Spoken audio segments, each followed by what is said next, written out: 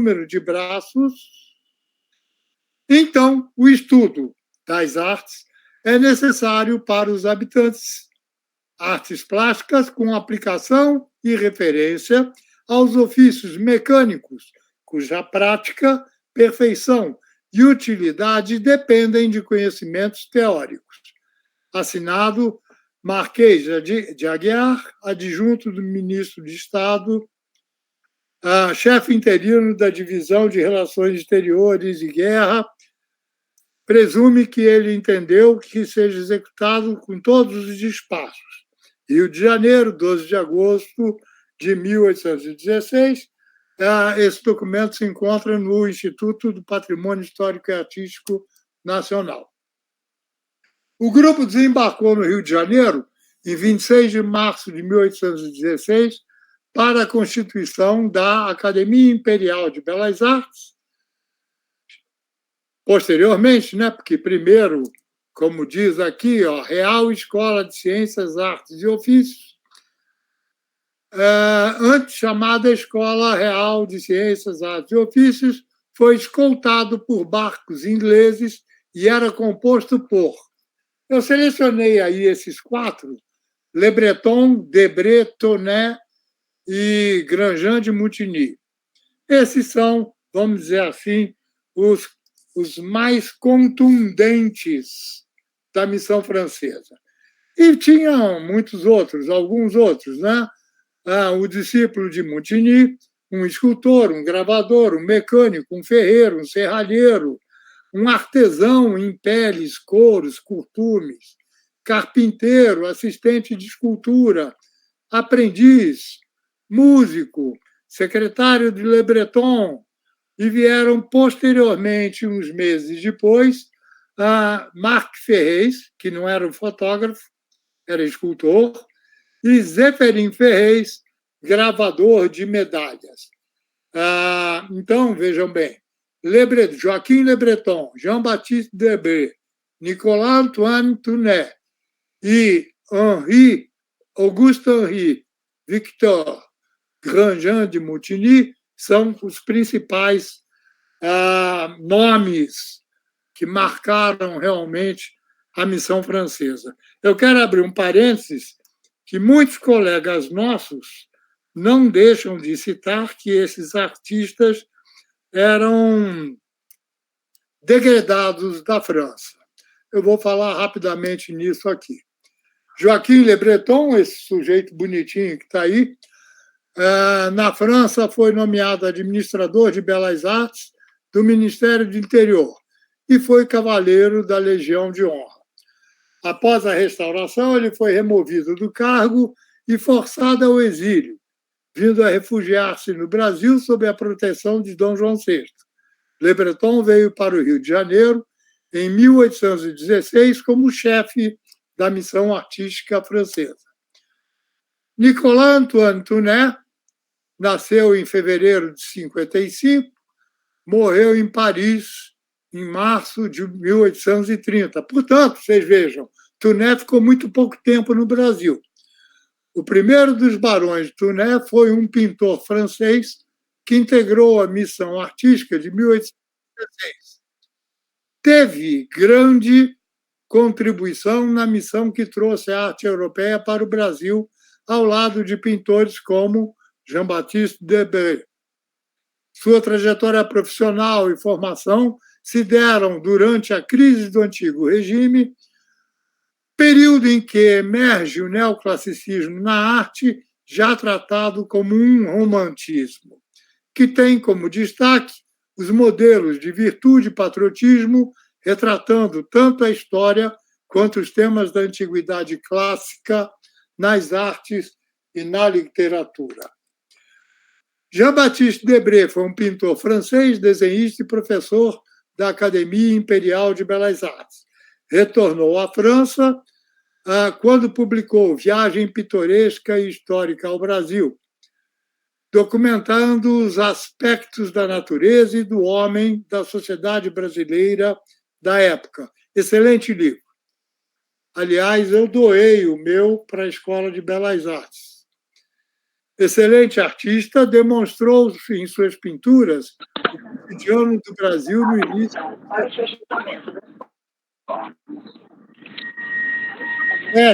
O microfone está ligado.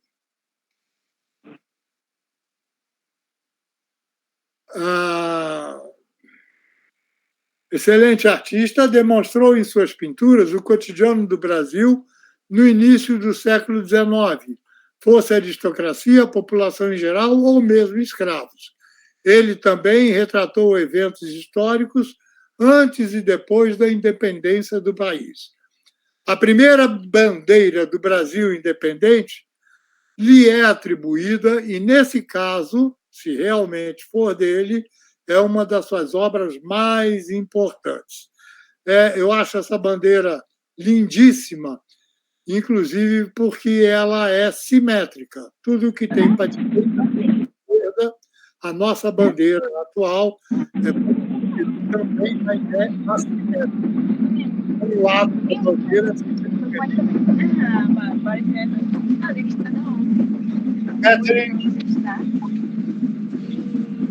Catherine.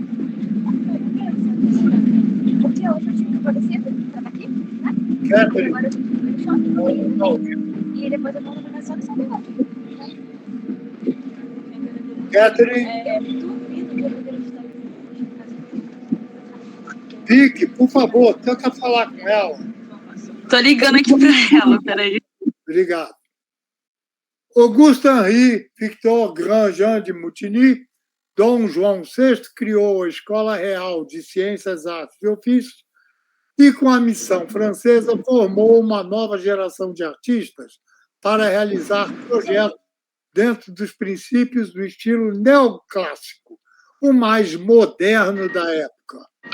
Romântico, um estilo romântico, porque remetia ao classicismo grego. Grandjean foi contratado para projetar e construir o prédio da nova escola. Vejam bem, Grandjean de Montigny foi contratado para projetar e construir o prédio da Escola de Belas Artes da Academia Imperial de Belas Artes, já sob o governo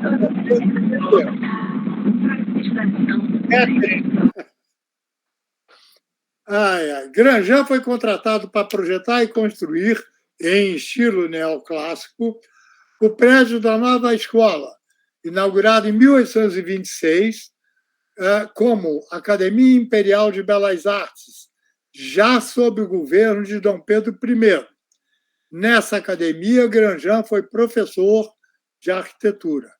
Construiu sua casa residencial na Gávea, também em 1826, um belo casarão neoclássico de 2 andares rodeado de colunas, que, aliás, está lá até hoje, dentro da PUC-Rio.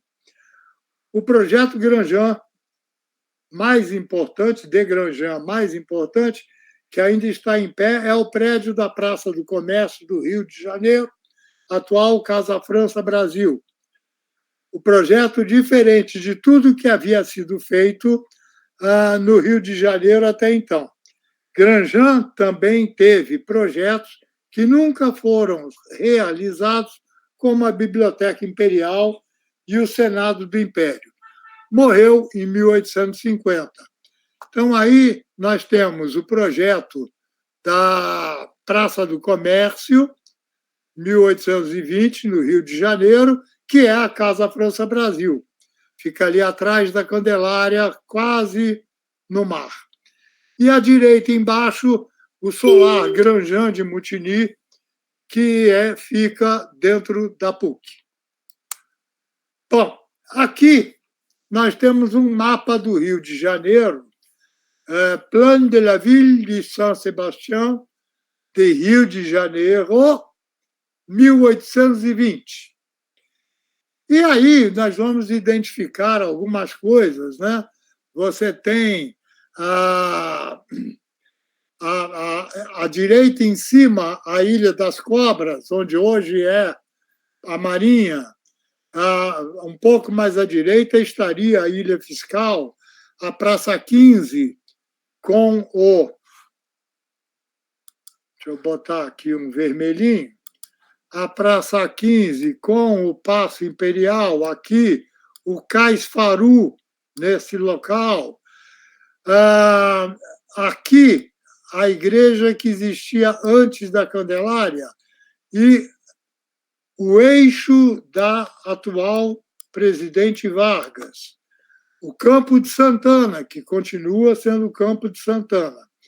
E essa setinha vermelha aqui é onde funcionou, ali pertinho do Campo de Santana, a primeira escola de belas artes dentro da casa do próprio Debré. Então, esse lugar aí foi o primeiro lugar da Escola de Belas Artes. Primeiro sítio onde funcionou a Escola de Belas Artes. Aqui vocês têm o Morro do Castelo e um outro morro que agora não me recordo o nome. Fazendo uma colagem de um mapa atual com o próprio mapa anterior, nós temos ali a seta da esquerda, onde foi a primeira Escola de Belas Artes, que funcionou na casa do Debré. Alguns autores dizem que ele também funcionou, a primeira Escola de Belas Artes, no lugar chamado Rio Comprido, onde hoje é o Rio Comprido. E na seta da direita é onde foi construído o edifício neoclássico Projeto de Grandjean de Montigny. Aí, então, a residência provisória do Catumbi, a Rua da Ajuda, Casario do Rio de Janeiro, para que se tenha uma ideia de como era o centro do Rio sem os edifícios, né? E mais uma ali à direita também, embaixo, um desenho belíssimo de Debré. Bem, chegamos aqui aos estatutos da Imperial Academia da Escola das Belas Artes, estabelecida no Rio de Janeiro por decreto de 23 de novembro de 1820. E aqui nós temos, à direita, organização do corpo acadêmico. O português arcaico, às vezes, é difícil de ler, mas nós vamos ler aqui algumas coisas. Quem era o diretor? Primeiro presidente da Imperial Academia será o ministro de Negócios do Império. O segundo, na ordem, na ausência do primeiro, o diretor será o primeiro pintor imperial da Imperial Câmara, por ser este estudo essencial nas artes da pintura e escultura. O terceiro será o secretário da academia. O quarto, professor de pintura histórica. O quinto, professor de escultura. O sexto, professor de arquitetura civil. O sétimo, professor de gravura. O oitavo, professor de mecânica. Haverá também títulos acadêmicos honorários, que serão dados ao corpo docente, óbvio, né, da nobreza e sábios da nação. O corpo acadêmico poderá convidar para sócios honorários sábios e artistas estrangeiros. Quer dizer que, nessa altura, eu poderia ser o Marquês do Leblon, por exemplo. Muito bem. Os estudos da Imperial Academia e Escola de Belas Artes serão divididos em classes pelas seguintes aulas. Primeiro, desenho de figura, paisagem e ornamentos. Segunda, pintura histórica, retratos, paisagem e ornamentos. Terceira, escultura de figura e ornamentos. Quarto, arquitetura civil, perspectiva e geometria prática, que é o rudimentar da descritiva que temos atual. Gravura em diversos gêneros e mecânica. E aqui, então, nós temos os programas. Eu não vou ler os programas, mas o artigo 2º é a ementa e programa de desenho, segue-se a descrição do programa didático-pedagógico. Artigo 3º, segue-se a descrição do programa didático-pedagógico. Artigo 4º, pintura histórica. As referências ao curso de arquitetura eram muito fortes no documento analisado por nós.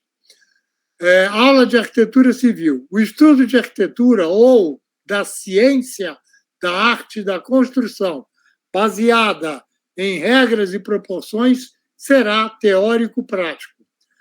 O professor ensinará cronologicamente a mudança de gostos e estilos.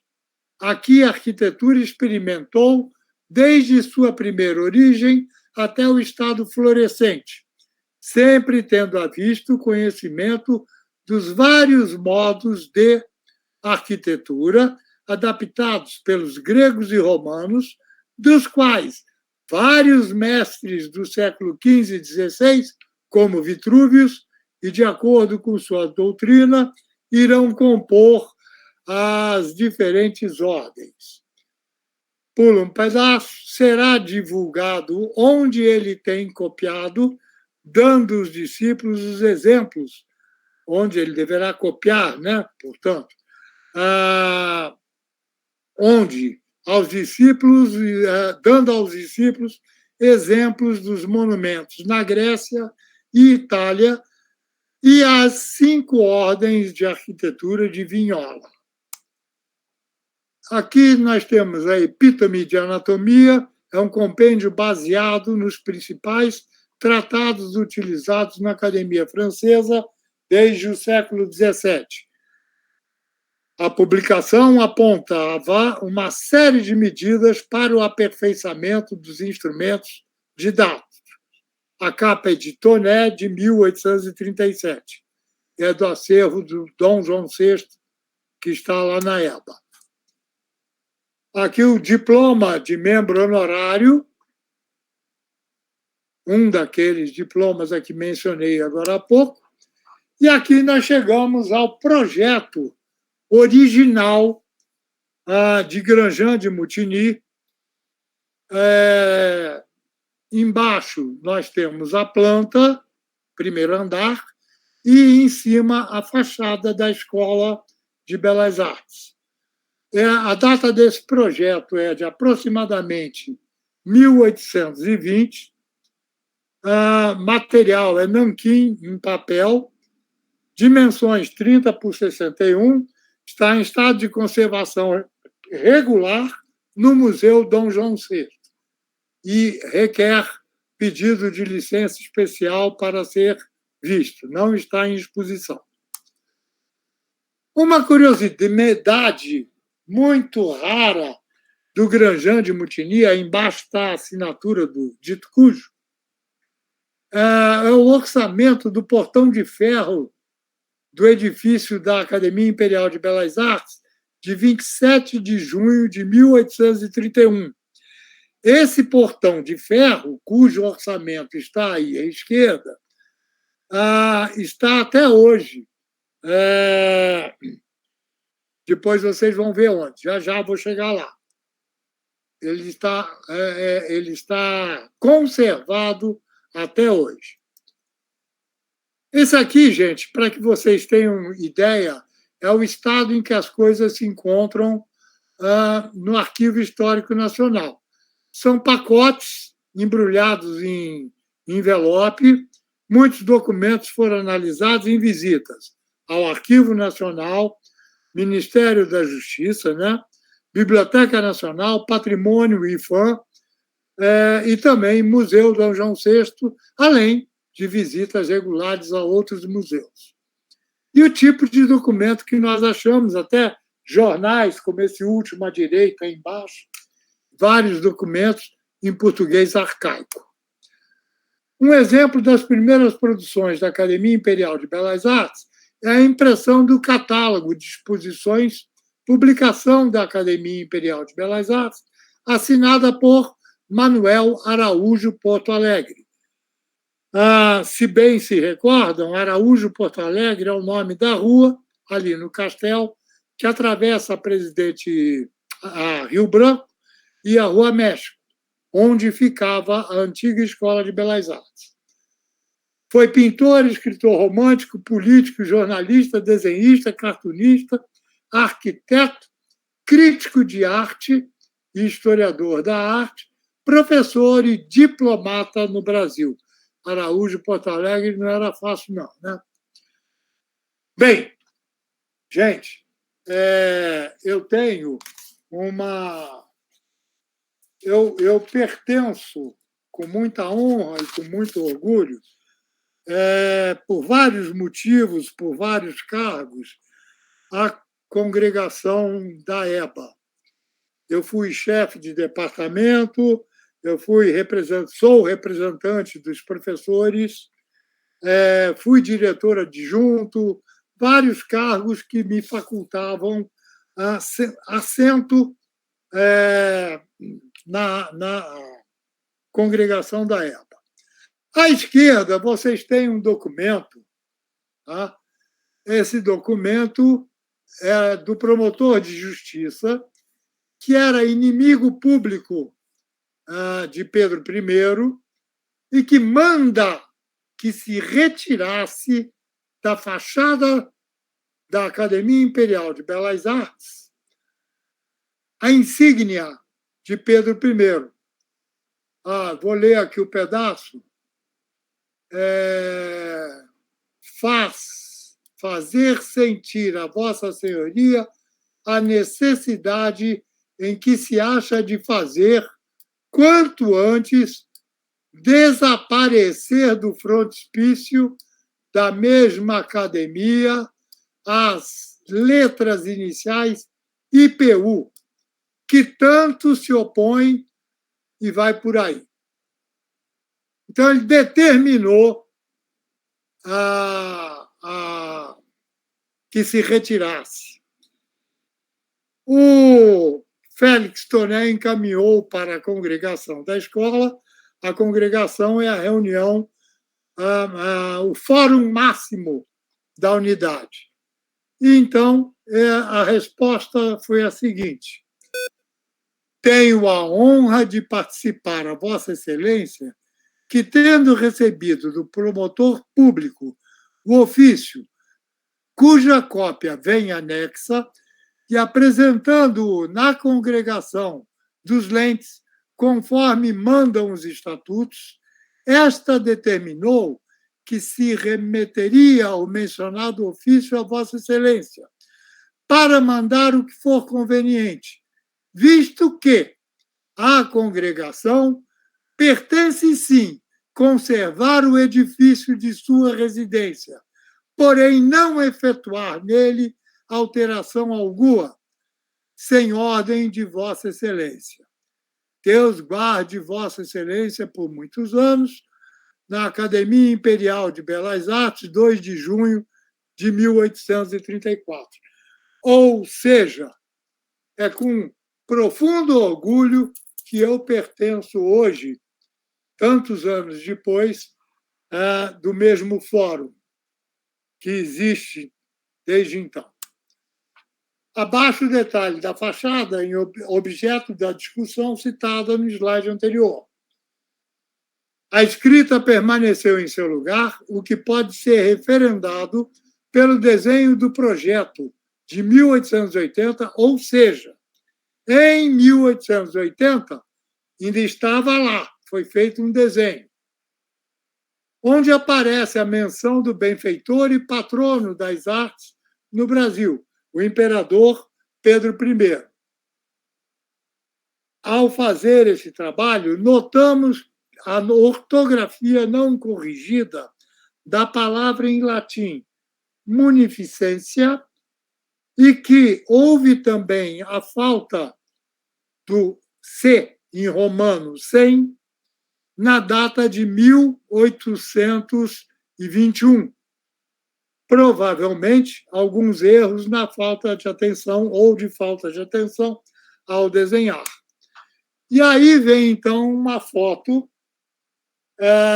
do friso, em que se destaca o friso, foto tirada entre os anos 30 e 50 do século XIX, ou seja, entre 1830 e 1850. A inscrição Petrus, imperador Pedro I, ainda estava no friso, como podem notar aqui à esquerda. Então, gente, aí um aspecto onde vem a menção ao imperador Pedro I. Aqui nós temos um desenho, mais uma vez com menção a Pedro I. Academia Imperial Bellarum Artium, tudo em latim, e embaixo, em francês, Academia Imperial de Beaux-Arts, do Rio de Janeiro, aberta 15 de novembro de 26. Daqui a alguns dias, portanto, teremos um bolinho. Excelente impressão de gravura deixada por Debré, que nos mostra como era a Academia Imperial em sua abertura em 1823. Pessoal, eu quero que aqueles que trabalham com escala gráfica, 1:100, 1:50, 1:20, reparem que o mesmo desenho está com duas escalas, né? Uma escala gráfica em cima, que não tem petit p, a gente não sabe calcular, não tem nenhuma indicação de qual seja, e outra escala gráfica embaixo, também sem petit p, e a gente não sabe, teria que separar os dois desenhos em dois arquivos e montar em Photoshop ou em Corel ou em AutoCAD, fazendo a comparação, encaixando uma na outra para descobrir uma provável escala. Alguém falou comigo? Professor, fui eu. Diga, Lucas. Pode fazer pergunta? Perdão, Lucas, eu não te ouvi. Pode fazer pergunta? Vamos deixar para o final? Podemos deixar? Anota aí, vamos deixar para o final, melhor. Tudo bem. Ok? Eu sabendo, eu responderei, com certeza. Bem, vamos em frente e, em seguida, qualquer coisa, nós chamaremos.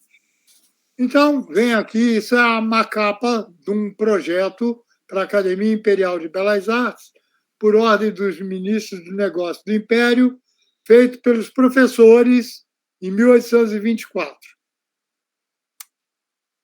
A aparência do prédio de 1826, quando só tinha o térreo por medida de economia. Não tinha dinheiro para fazer o segundo piso. De acordo com o projeto original, ele deveria ter 2 andares. O segundo andar seria a residência dos professores. Cristina Tranjan, já pensou se a gente morasse no 8º andar?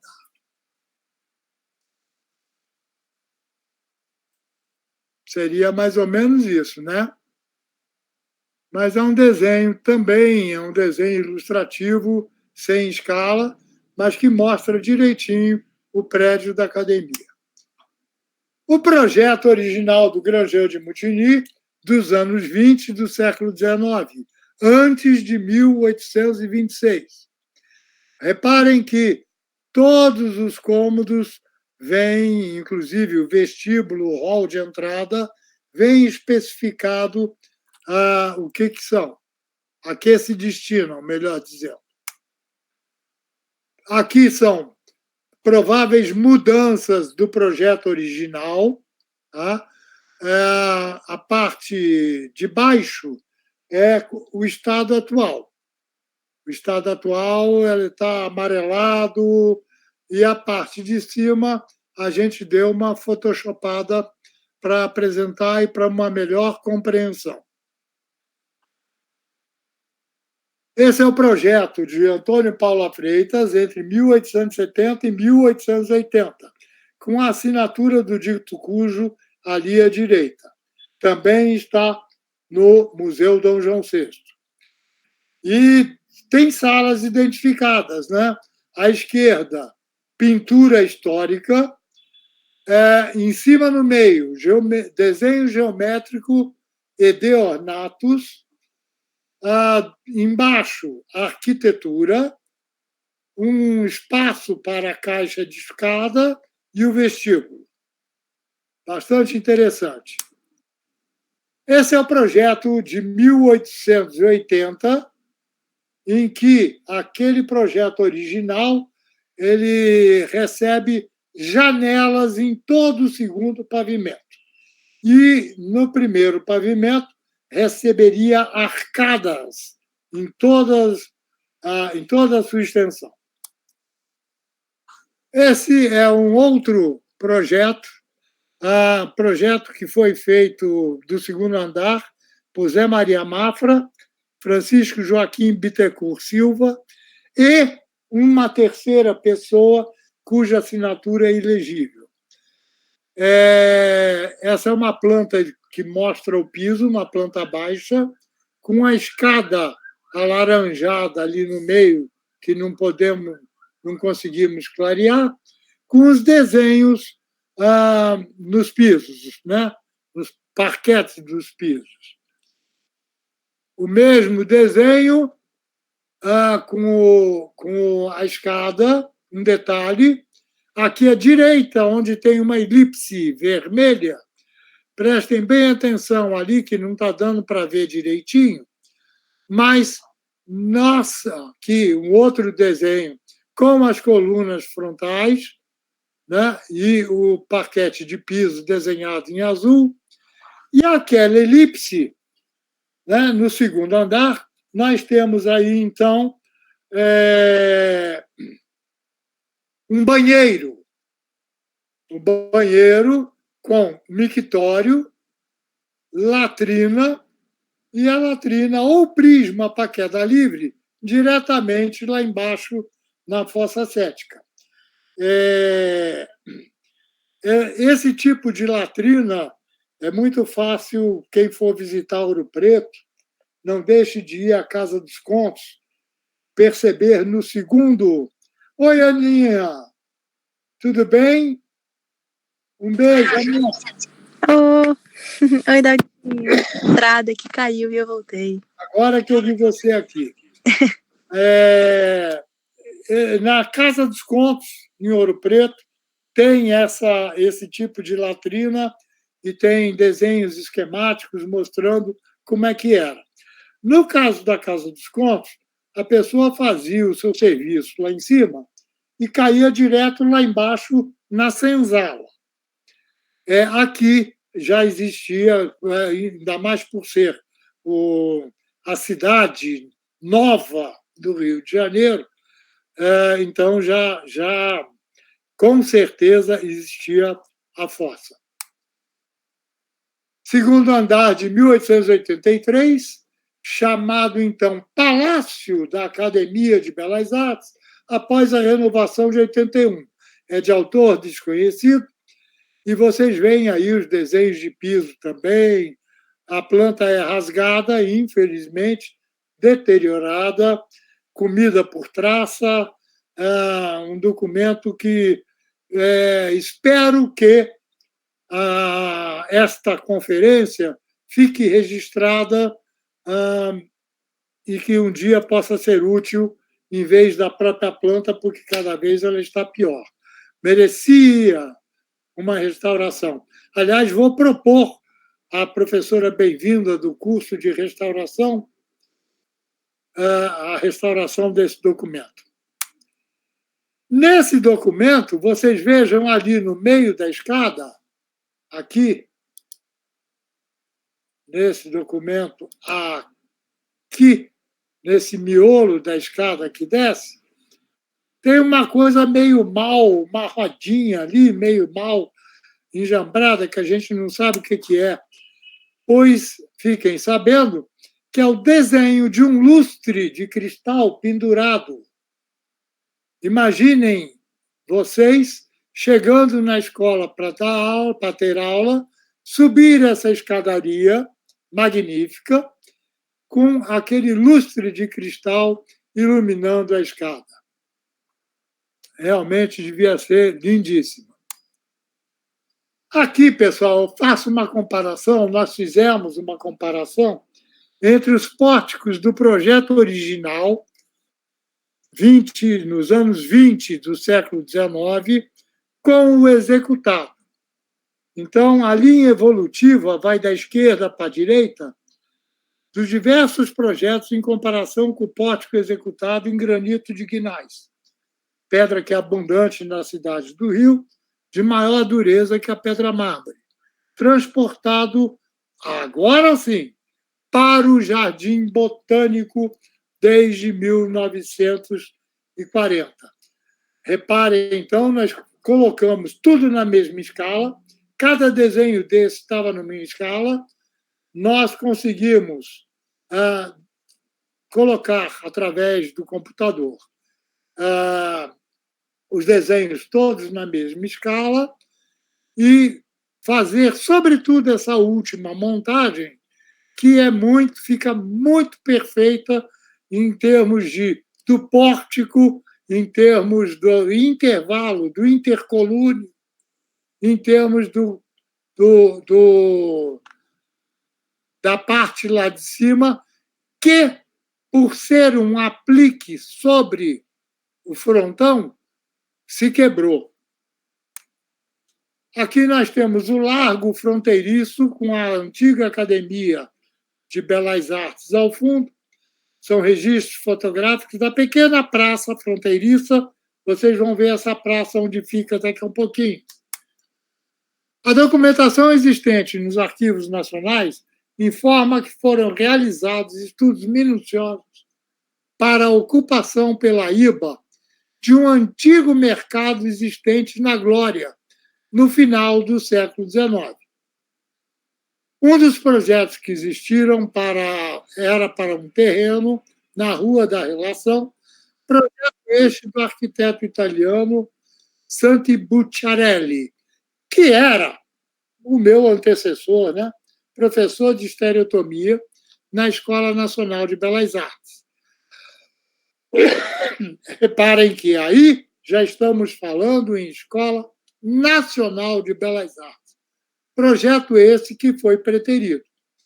Listam-se, então, uma reforma de maquiagem proposta por Bernardelli, que era o diretor, e outros 2 projetos realizados por Adolfo Morales de los Rios. Para a ocupação, Adolfo Morales foi um dos principais arquitetos do ecletismo no Rio de Janeiro. Para a ocupação do velho mercado. Primeiro, uma modificação que considerava a existência de 2 andares apenas no corpo frontal do edifício. O segundo, integralmente com 2 andares. Então, o edifício do mercado é aquele que está ali. Essa chaminé à esquerda era da fábrica City Improvements. O Outeiro da Glória, que demos aula lá no período passado, a igrejinha que está ali em cima. Reparem, quem lá esteve, ainda existiam varandas colocadas, acréscimos posteriores, que foram retirados na restauração. E a praia continua ali. O novo regime republicano brasileiro, instalado em 89, representou o fim da Academia Imperial de Belas Artes, o surgimento em 1890 da Escola Nacional de Belas Artes. Escola esta que passaria, então, a impor assumidamente propalado sentimento republicano.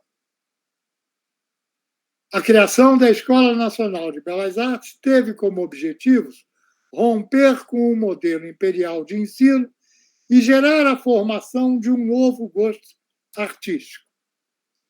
Então está lá o Bernardelli fazendo uma escultura de um nu feminino. No contexto das disputas, um grupo de modernos organiza um modelo alternativo de trabalho e ensino da arte no chamado Ateliê Livre. É o caso de Antônio Parreiras, ali em seu ateliê, ao terminar o seu grande quadro A Flor Brasileira, 1913. Nicterói, está lá a escrita Nicterói, o T não está cortado. No dia 7 de abril de 1906, sendo presidente da República Rodrigues Alves e o ministro do Interior, JJ Seabra, um virou rua no Cais do Porto e outro no Jardim Botânico, foi lançada esta pedra sobre a qual será construída a Escola Nacional de Belas Artes. A colocação da pedra fundamental nas dependências do novo prédio, agora a Escola Nacional de Belas Artes, na Avenida Central, este prédio dominante na foto. Prédio onde a Escola Nacional de Belas Artes funcionou entre 1908 e 1971, localizada na nova Avenida Central, construída em estilo eclético, projeto de Adolfo Morales de los Rios, e à esquerda o Teatro Municipal do Rio de Janeiro. A entrada não se fazia, pelo menos quando eu estive por lá, a entrada não se fazia por essa porta principal, mas sim aqui, onde hoje é a Araújo Porto Alegre. À direita dessa setinha vermelha que eu coloquei, está a Biblioteca Municipal, Biblioteca Nacional, para vocês identificarem qual é o prédio. Hoje tem tanto prédio, tanto arranha-céu, que tudo isso fica abafado, né? Inclusive, o Teatro Municipal menos, porque tem a Praça da Cinelândia aí em frente. Desde 1971, o edifício de Adolfo Morales de los Rios, inaugurado em 1908, foi ocupado pelo Museu Nacional de Belas Artes. Está aí o edifício durante a obra. E uma coisa muito interessante é que, manipulando algumas fotos durante o trabalho, a gente descobriu que o Morales de los Rios foi satírico no projeto, fez uma piadinha no projeto. Na fachada traseira, que fica para a Rua México, tá? Uma alusão ou uma interpretação, uma nova significância arquitetônica ao tratamento plástico do primeiro edifício da EBA. E eu fiz esse contorninho amarelo para que vocês identificassem a figura daquele prédio. Eu não consegui ainda fazer uma foto com drone, porque tem bambuzal na frente, pelo menos da fachada central, que eu gostaria de encaixar ali no meio, mas ainda não consegui. Reparem como eram grandes e altos os edifícios. Ao fundo, por cima da Escola de Belas Artes, vocês veem o Convento de Santo Antônio. Aí eu mostro a cronologia da separação do curso de arquitetura, que todo mundo é muito implicante. O prédio da arquitetura, o prédio da FAO. Então, vamos mostrar isso. Os cursos de arquitetura e da Belas Artes funcionaram juntos até 1937, quando se separaram só as congregações. Uma para o curso de arquitetura e outra para Belas Artes.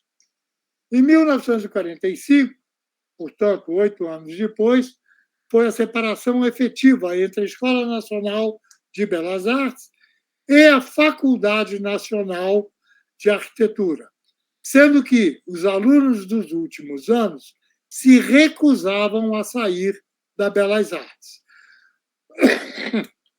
Perdão. Muito provavelmente porque o prédio da Belas Artes era no centro e a arquitetura iria funcionar por um tempo na Praia Vermelha. Não sei dessa concomitância, mas vou buscar. Em 48, quase todos os alunos já haviam migrado para a FMNA. Em 1961, a mudança da Faculdade Nacional de Arquitetura para a Ilha do Fundão. Em 65, extinguiu-se a Universidade do Brasil. Também no mesmo ano, criou-se a Universidade Federal do Rio de Janeiro. E em 65, mudou-se a denominação de Escola Nacional de Belas Artes para Escola de Belas Artes da UFRJ, denominação que ostentamos até hoje. Em 68, a Faculdade Nacional de Arquitetura passa a denominar FAU-UFRJ, sob novo regime de créditos. Até então não existia crédito, era anual. O regime anual, se a pessoa ficasse em 2 ou 3 matérias, não me lembro agora, repetia tudo de novo, o ano inteiro, todas as matérias. Se ficasse em 1 ou 2 matérias, poderia fazer dependência. 74 a 76, a mudança da EBA, em 71, se resolveu, e de 74 a 76, a EBA mudou para o prédio Jorge Machado Moreira, lá na Ilha do Fundão, onde estamos até hoje.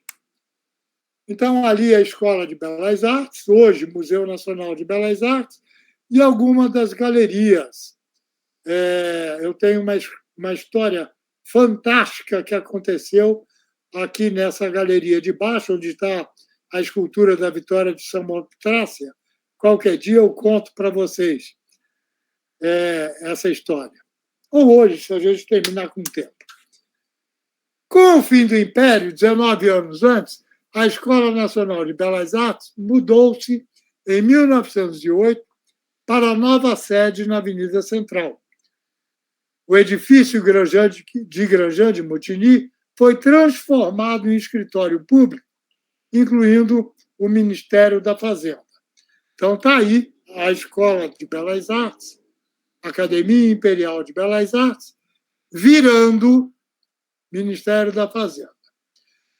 O edifício neoclássico de Grandjean deixou, então, em 1908, de ser Academia Imperial de Belas Artes, ou ainda a republicana Escola Nacional de Belas Artes, e passaria a ser sede do Ministério da Fazenda. As precárias instalações, feitas para ser escola de artes e não Ministério de Finanças, deixou departamentos distribuídos por outros prédios antigos.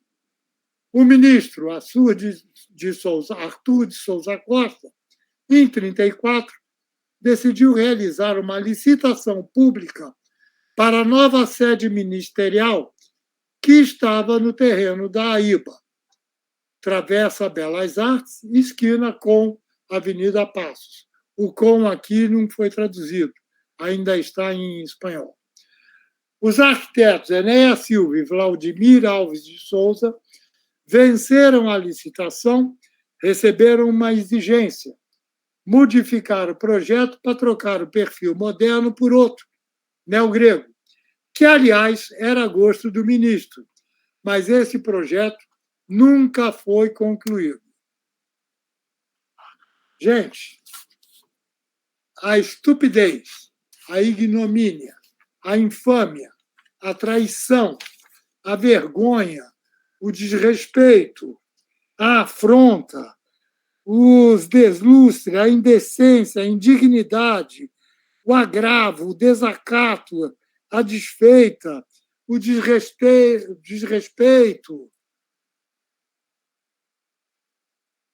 propostos pelo governo brasileiro diante de um patrimônio histórico da nação, em nome da disseminação da modernidade e dos ideais republicanos, cheios de ódio e despeito contra o regime imperial, e é óbvio, com forte nebulosidade de intenção política, levou o que vamos ver agora silenciosamente, mas com profunda tristeza.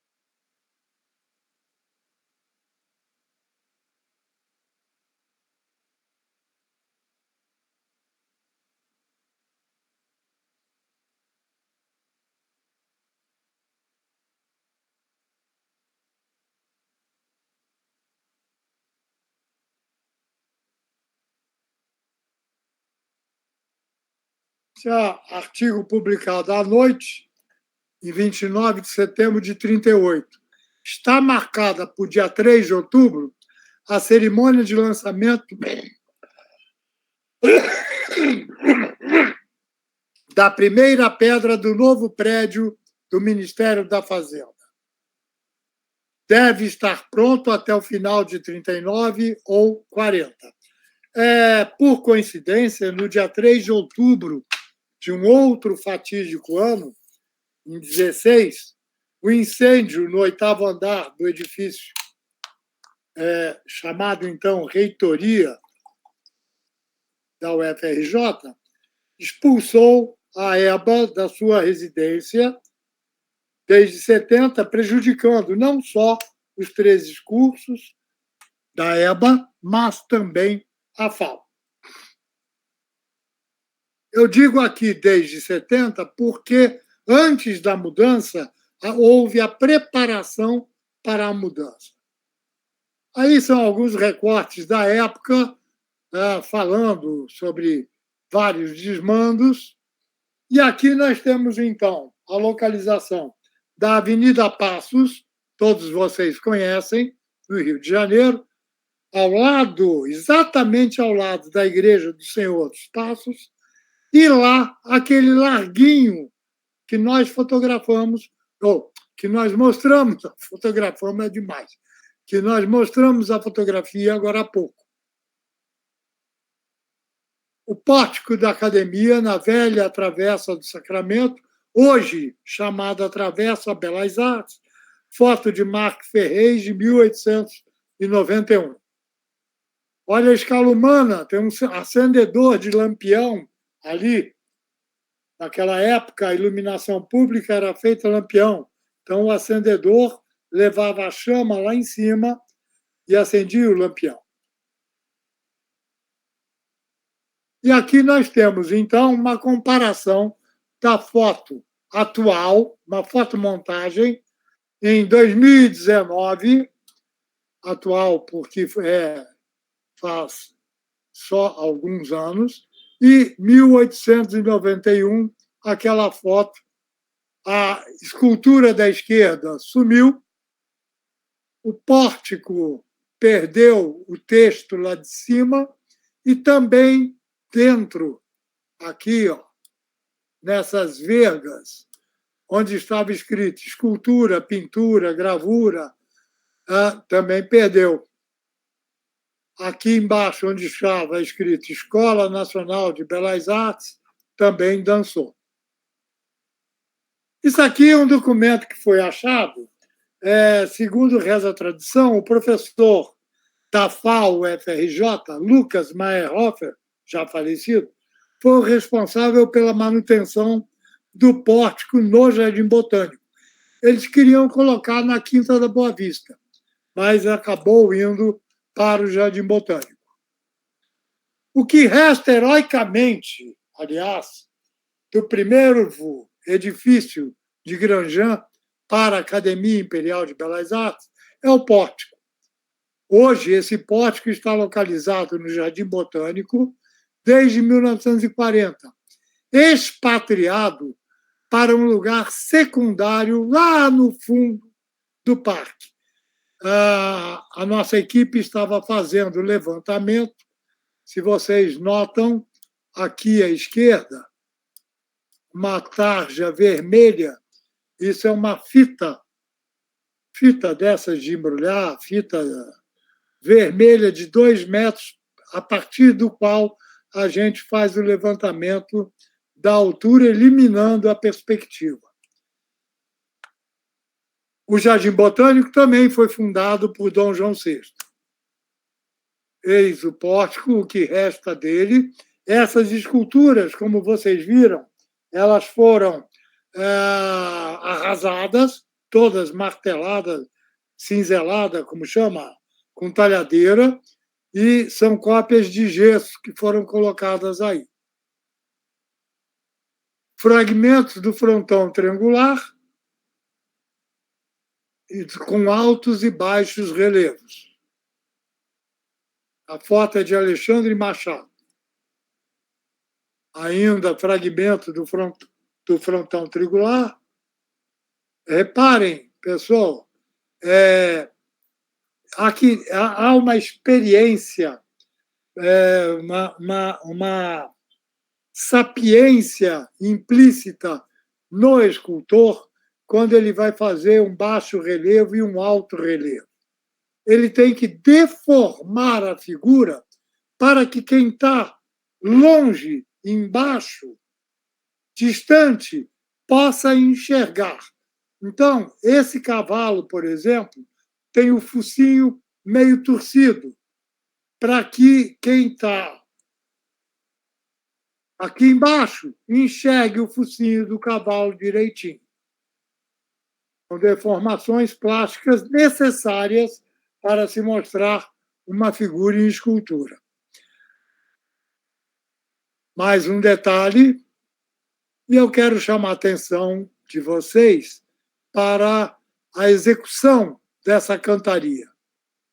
Reparem aqui, o aparelhamento do granito de Guinás foi de uma qualidade de mão de obra estereotômica que hoje se perdeu completamente. Ou seja, se isso for ao chão, não tem quem refaça, não tem quem restaure. Essa qualidade, a linha reta feita na pedra, a linha curva feita na pedra, a simetria de um lado e de outro, isso realmente se perdeu. Aí nós temos o capitel jônico em bronze, o tal portão daquele recibo que eu mostrei para vocês lá atrás, a assinatura do Grandjean de Montigny, é esse portão que aí está. Onde fica, no local da pedra-chave, nós temos ali uma peça de bronze e o descuidado é tamanho que há um ninho de vespas ali, uma caixa de vespas. Os sedimentos de ignomínia e estupidez continuaram. Uma solução infeliz para remediar ao irrevogável e inexplicável foi cercar com um muro de tijolos e pintar a fachada da Academia Imperial de Belas Artes no terreno onde ela funcionou. Aliás, essa é uma atitude muito neoclássica. Então, quem passar hoje lá pela Travessa Belas Artes vai ver esse desenhozinho bonitinho pintado no muro. Escola Nacional de Belas Artes. Como se isso remediasse, adiantasse alguma coisa. Chega a ser indecente. O gesto imperial levou ao edifício neoclássico construído. Já o gesto republicano levaria a um estacionamento, mas não um estacionamento qualquer, né? Se trata de um parqueamento bem sinalizado, afinal de contas, espetacular e magnífico parqueamento, que cabe aí não sei quantos carros. Essa é uma foto do Google do terreno em que ficava a Academia Imperial de Belas Artes, depois Escola Nacional de Belas Artes, junto ali à Igreja do Senhor dos Passos. A igreja ao fundo. Depois de tudo isso, nós temos que descansar, né? Porque, como diz o ditado popular brasileiro, ninguém é de ferro. E nós adicionamos tão pouco de pedra de Guinás. Com 207 anos de história, a saga da Academia Imperial de Belas Artes, Escola Nacional de Belas Artes, Escola de Belas Artes continuará, pelo menos enquanto contarmos sua história. Vocês, alunos da EBA que me assistem, estão encarregados disso a partir desse momento. Contar a história da EBA e levar para frente a escola da EBA. Após essa pesquisa, o grupo de estereotomia já passou por 2 fases. Vamos entrar numa terceira fase agora. O caso da ponte Job de Alcântara é uma ponte que fica no alto da Boa Vista. A arquitetura de pedra, o caso do Palacete da Ilha Fiscal, terminamos agora, e foi mandado um artigo por uma revista fora do Brasil. Eu quero sempre agradecer demais à professora Madalena, aos funcionários do Museu Dom João VI, a Caroline Pezin, que era do Patrimônio, hoje está em Ouro Preto, morando em Ouro Preto. Inclusive restaurou a sacristia da Igreja de São Francisco de Assis de Mariana.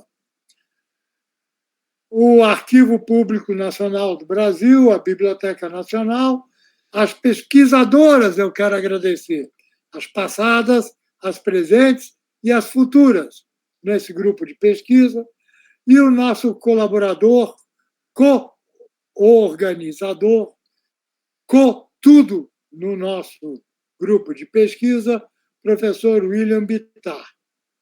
O professor William Bittar é aposentado, é livre docente, aposentado, e funciona muito nos auxiliando, de todas as maneiras. E aí, então, vem um encerramento. Muito obrigado a todos, até breve. Fotos gerais de todos do grupo, exceto as atuais. As mais recentes não estão aí. Então, nós temos ali uma foto do professor, quando não usava cadeira de rodas, dando aula, mostrando o funcionamento dos arcos, uma foto embaixo do Granjão de Mutini. Professor? Diversas fotos. Obrigado a todos que nos assistiram. Só um minutinho, deixa eu minimizar aqui para poder...